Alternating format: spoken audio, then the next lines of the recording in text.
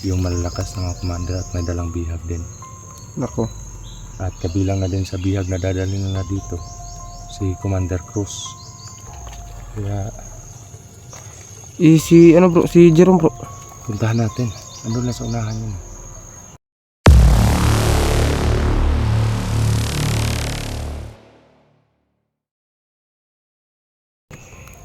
So yun mga kabunso, magandang araw po sa yung lahat, no. Si Dodoy po, at pasensya na po kayo mga kabunso, at ngayon na po ako nakabalik, no, mag-explore dahil tinawagan ako ni Kadudong na kailangan daw naming maligtas si Commander Cruz sa madaling panahon, kasi sa naalaman nila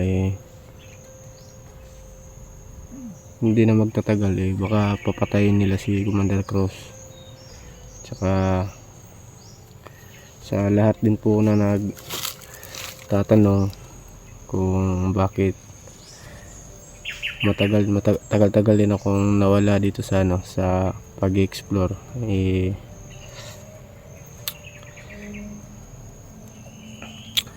sinugod po kasi sa hospital yung yung papa ko, inatake. Kaya hindi ako nakasama sa explore nila Jerome at Kuya Dodong. Yun po yung dahilan kung bakit di ako nakasama sa mga explore nila, sa mission nila. Inauna ko po yung kapakanan ni papa ko. Tsaka ngayon nandun naman siya sa sa bahay. Tsaka medyo okay naman yung niya, yung nararamdaman niya. Ang kaso lang yung gamot lang. Yung gamot sa katawan niya yung kailangan.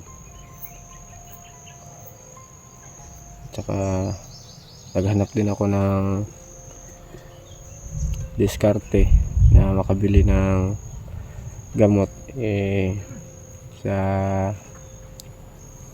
at buti naman nakahanap ako ng sideline, kahit pa paano nakabili ako ng konting gamot ni papa.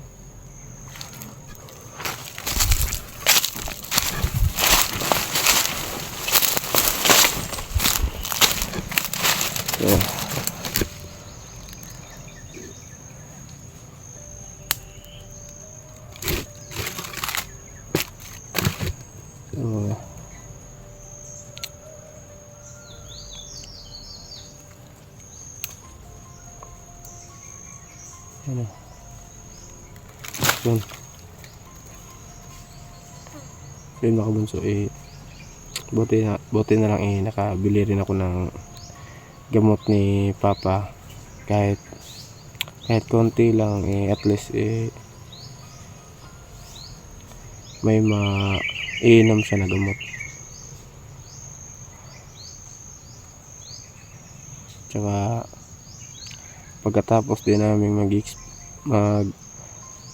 din namin ma-rescue si Commander Cruz, o matapos tong mission na to, bababa po ko para maghanap na naman ng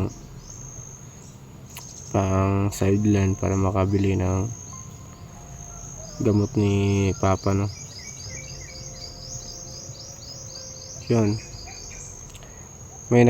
marami din kasing nagsasabi sa akin kung bakit di ako nakapag-explore. Tsaka hindi ko ma-replyan yung mga chat nila dahil dun sa hospital na yun wala pong signal ang SIM ko doon banda. Kaya hindi ako makapag-reply sa inyo. Yun po yung dahilan.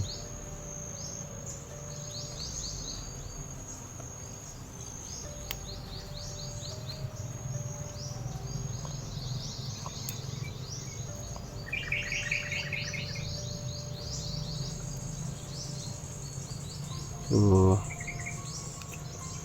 Yun. Ito po yung location ko ngayon. So, hinahanap ko pa si Kuya Dodong at si Jerome, no? Kasi sa pagkakaalam ko nagkahiwalay din sila. So sana kahit isa sa kanila ay mahanap ko. Yun.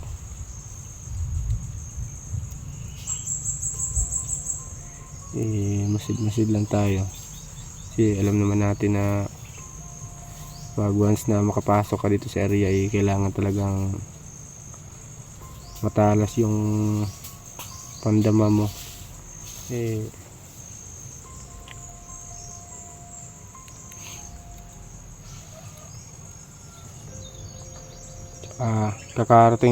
Kakarating ko lang din dito. Hindi na ako naka-video dun sa entrance dahil nagmamadali din ako na makapasok dito para makita kami ni Kuya Dodong. At kung si Jerome naman mas mabuti rin. So yun. Yan, paano na rin pahapon na rin.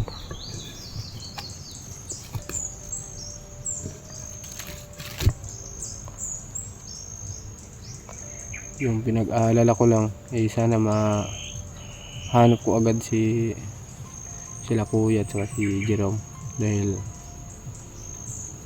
baka makahingi din ako ng tubig sa kanila dahil wala akong dalang mga pagkain at tubig.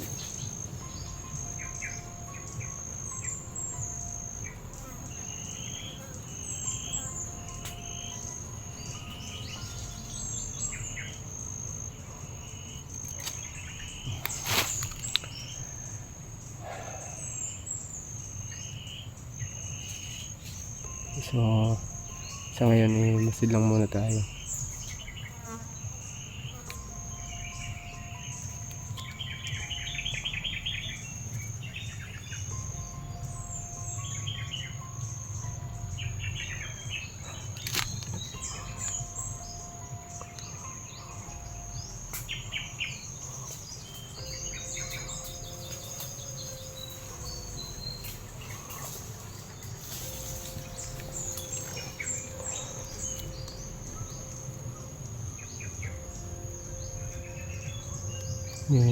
Parang may nararamdaman ako na kakaiba. Ewan ko kung ano to.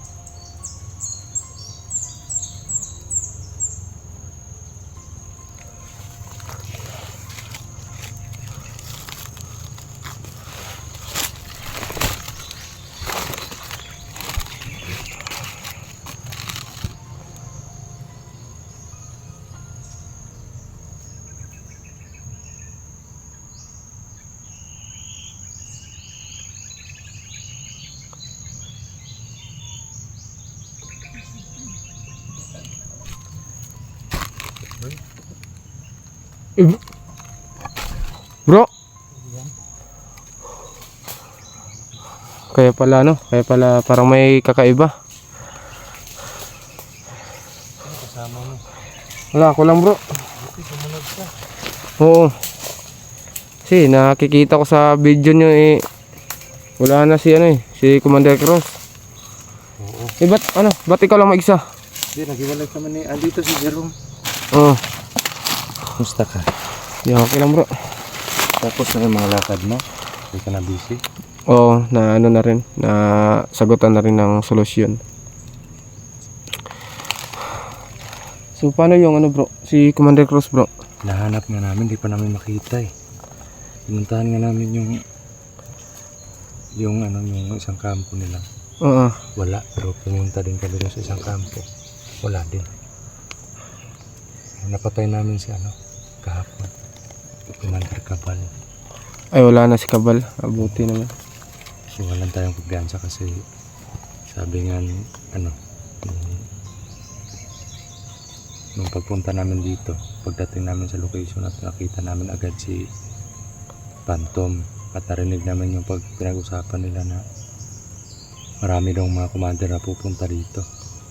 Oo. Kabilang daw sa kanila, kabilang daw sa pupunta dito yung malalakas na mga commander at may dalang bihag din.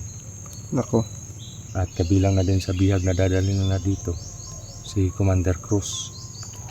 Kaya Si ano bro, si Jerome bro. puntahan natin. Andun lang sa unahan yun.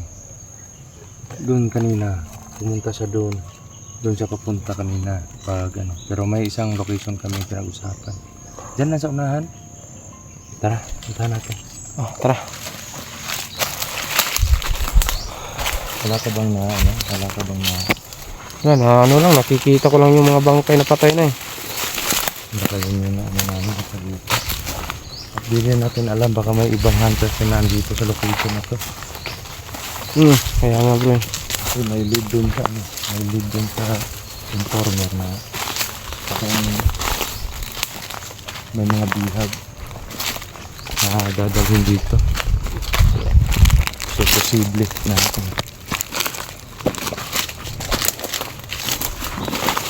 posible na yung mga bihag nila yun yung hinahanap ng mga ibang kapatid natin na hunter.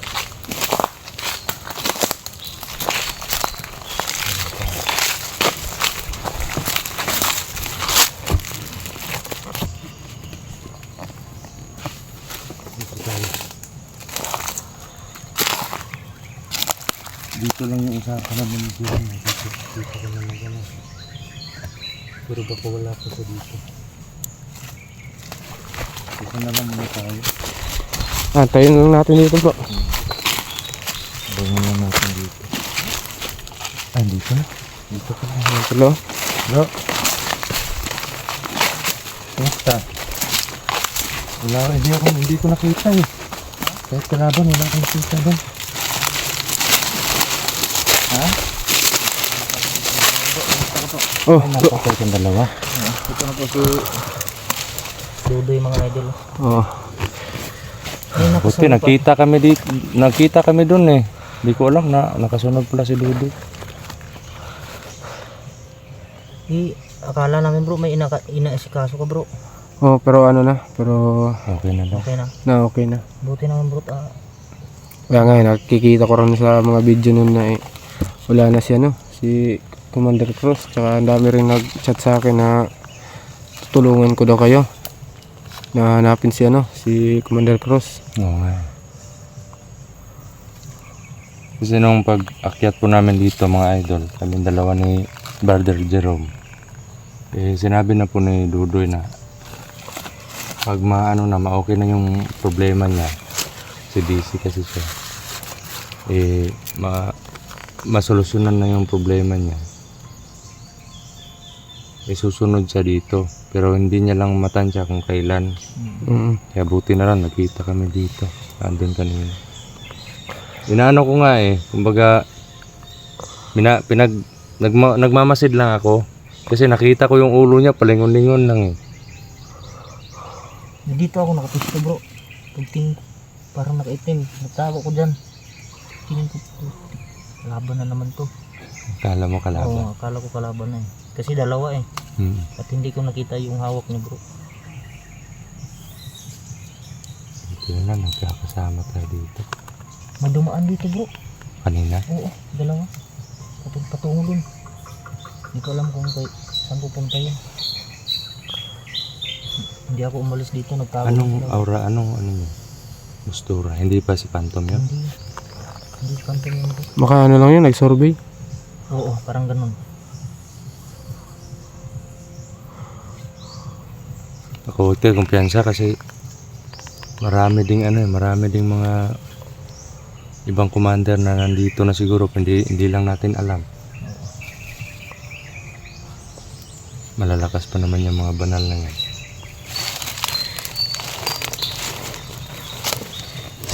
Ang sa ngayon lang si Commander Cruz lang. panigurado bugbog sarado na yan. Tama.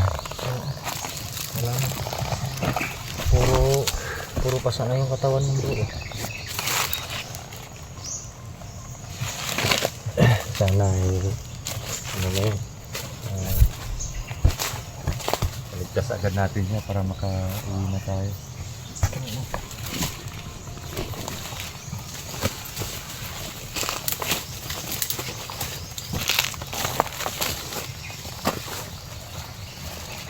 Relax muna tayo. Ngayon, relax din muna tayo. Ipon tayo ng lakas saglit. Parang naubusan ako ng lakas sa dalawa bro. Ha? Parang naubusan ako ng lakas. Ubusan ka ng lakas? Bakit? Paano mo sila pinatay? Silent kill ko lang bro. Kasi dalawa eh. Inuna ko yung nasa huli. Kasi pinalakad yung kasama niya. Sabi niya punta ka doon at pag masin ko doon baka may nakapasok. Kaya iniwan niya yung isa, yung inuna ko na pinatay. Buti na lang, may napatay mo agad. Ikaw, Doy, wala ka bang napatay doon? Puros patay na lang yung nadaanan ko. Puro patay na lang yung daanan.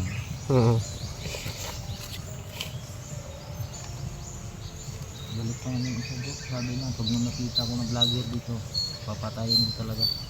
Sabi niya? Parang ano no, parang sobrang tahimik ng area na dito. Oo. Tahimik ko bro, hindi mo alam bro, andyan ako paligid bro. Oo. Hindi kaya ano, nagpupulong-pulong sila ngayon. Kaya kailangan ng todo alerto tayo. Tingin-tingin sa likod bro ha.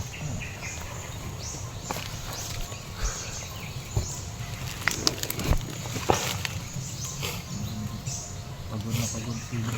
Kung kaya pa namin magtagal dito ng mga ilang araw. Hindi po kami susuko hanggat di namin nakukuha si Commander Cruz at yung Iba pang mga bihay. at talong hindi kami susuko pag hindi tapos yung mga kalaban na yun. Minsan lang talaga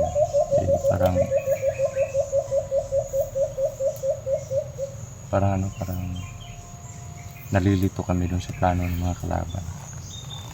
Parang ginagamitan kami ng sabulag. Minsan nga nakakadaan ako ng mga kahoy na parang may mali. Kahoy na may mali. Minsan kasi may mga abilidad yan na kala natin kahoy lang pero may sabulag pala. Ipapanggap na kahoy, mga kalaban pala. Yun yung pinakamalakas na sabulag mga idol. At eto Doy, delikado yung sitwasyon kasi kumakain na ng tao yung mga kalaban natin dito. Parang na sila ano, parang carnival. Kagabi narinig namin yung dalawa Hindi kaya ano, mga aswang yun? ewan ko lang, baka siguro sa naging sakim sila sa kapangyarihan, ano yung mga nilason ng ginamit ng mga commander nila na malason yung isipan nila. Siguro parang uhaw sila sa dugo at laman. Narinig namin ni Bro Dudong kagabi. Narinig namin na kakatayin nila si Commander Cruz ngayong araw. Kakainin. Siguro hindi naman sila siguro gutom bro. Nagugutom talaga. Nawala ng makain. Kaya kumakain sila ng tao. Siguro. Grabe, kanina pa itong bibig ko buka ng buka. Ganto ka ba? Ewan ko. Parang may kutob ako, may masamang mangyari. Pero alam ko naman na tayo pababayaan ng Panginoon.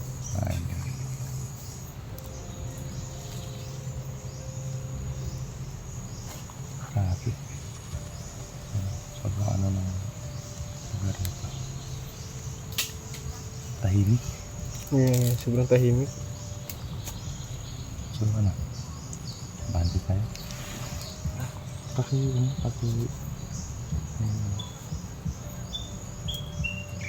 Ang gwapo ni Brother Jerome. Oo naman. Paano mo pinatay yung kalaban? Ginanon ko. Paano? Ginanon. Muntik na maputol yung liig Paano ko. mo patayin yung kalaban, boy?